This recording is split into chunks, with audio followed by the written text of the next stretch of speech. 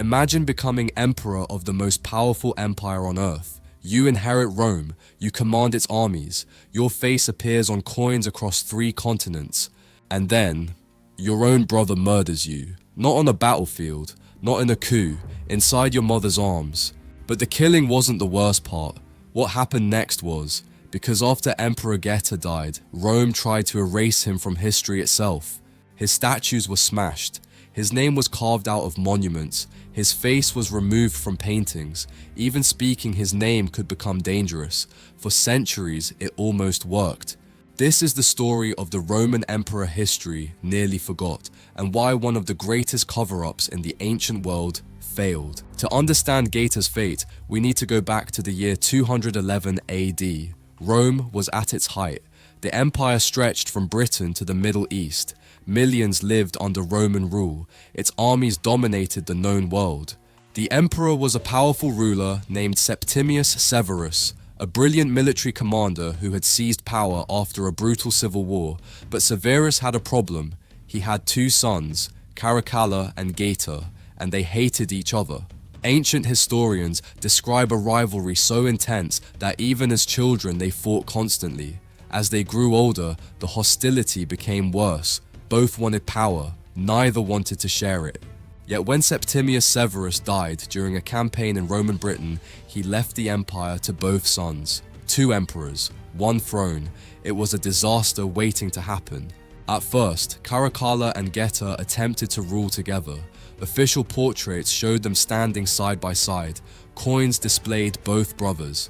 Publicly, they smiled. Privately, they despised each other. According to ancient sources, the imperial palace became divided into hostile camps. Servants loyal to one brother were forbidden from entering the other's rooms. Meals were eaten separately. Meetings were avoided. Bodyguards watched every hallway. Some reports claim the brothers even discussed dividing the Roman Empire into 2 separate states. One would rule the west, the other the east. Imagine splitting the Roman Empire centuries before it actually happened. But their mother, Julia Domna, strongly opposed the idea. She feared it would lead to civil war. She was right, because one brother had already decided on a different solution. Near the end of 211 AD, Caracalla invited Geta to a reconciliation meeting. The location seemed safe, their mother's private apartments, no weapons, no soldiers, no threat. Or so Geta believed. When he arrived, assassins suddenly burst into the room. Geta ran to his mother. Ancient accounts say he clung to her and begged for help. Then the attackers struck, again and again. Geta was only 22 years old. He died bleeding in his mother's arms. His mother was reportedly wounded trying to protect him. The Roman Empire now had a single ruler. Caracalla got exactly what he wanted, but he wasn't finished, not even close. Most rulers eliminate rivals. Caracalla wanted something more extreme. He wanted his brother erased from existence. The Romans had a name for this: Damnatio Memoriae, the condemnation of memory. It was one of the most chilling punishments in Roman history. The goal wasn't simply to kill someone. The goal was to make it seem as if they had never existed.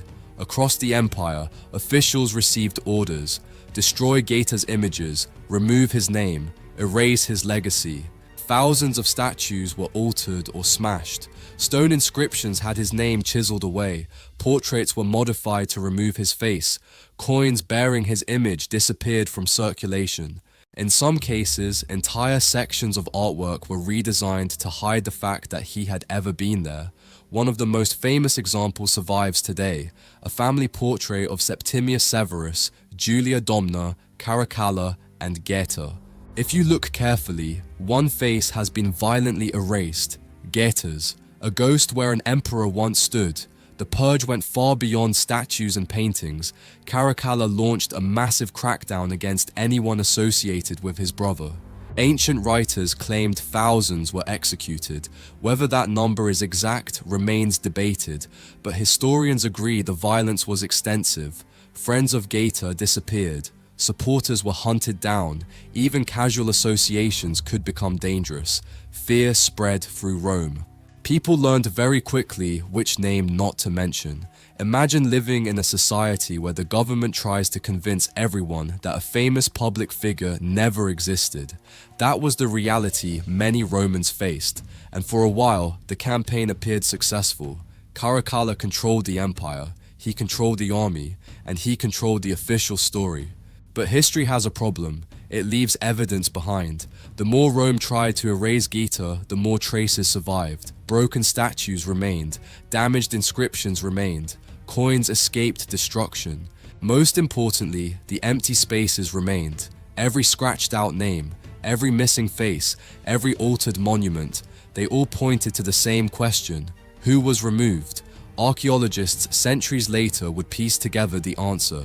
Ironically, the attempt to erase Geta made him more famous, because people became fascinated by the missing emperor.